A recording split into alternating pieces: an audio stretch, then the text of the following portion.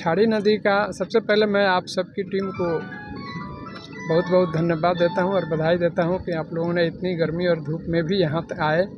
और छाड़ी नदी की सफाई काफ़ी दिनों से चल रही है। जब मैं सांसद बना उस वक्त से लगा हुआ था कि छाड़ी नदी और एक दहा नदी हम लोग की है, ये दोनों की सफाई हो ताकि बाढ़ से भी राहत मिले और यहाँ की जनता को, और ये पानी सीधे निकल के जाके गंगा में मिल जाए, जिसके ये पहले से थी लेकिन भर गया था किसी कारण, बस इस पर कभी ध्यान नहीं गया किसी का या धीरे धीरे वो। लेकिन मंत्री महोदय से मैंने जल संसाधन मंत्री महोदय जो तत्कालीन थे श्री संजय झा जी, उनसे मैं बार बार मिलता रहा और अनुरोध करता रहा। अंत में उन्होंने 70 करोड़ रुपए की, लगभग 70 करोड़, 69 दशमलव कुछ रुपए है, जो 70 करोड़ समझिए, 70 करोड़ के आसपास उन्होंने पैसा स्वीकृत किया।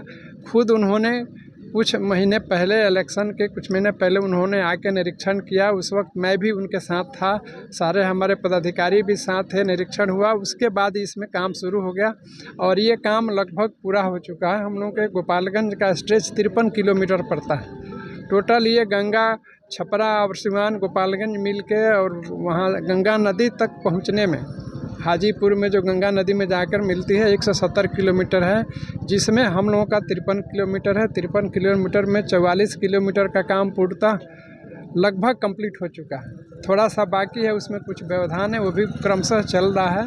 वो भी काम बहुत जल्द पूरा हो जाएगा।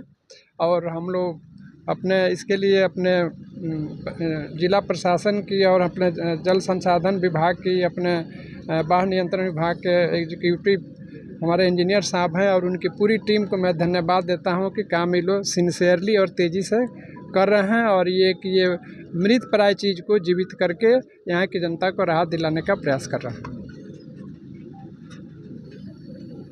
लोगों को इस नदी से क्या, छाड़ी नदी से क्या फ़ायदा होगा? अरे छाड़ी नदी से जो पहले बाढ़ लग आ जाती थी और वहीं रुक जाती थी कटघरमा में, जिसके चलते उधर के एरिया में जितने लोग नीचे लेवल पे अपना घर बनाए हुए थे गंडक के पाट में, वो लोग बाढ़ में डूब जाते थे।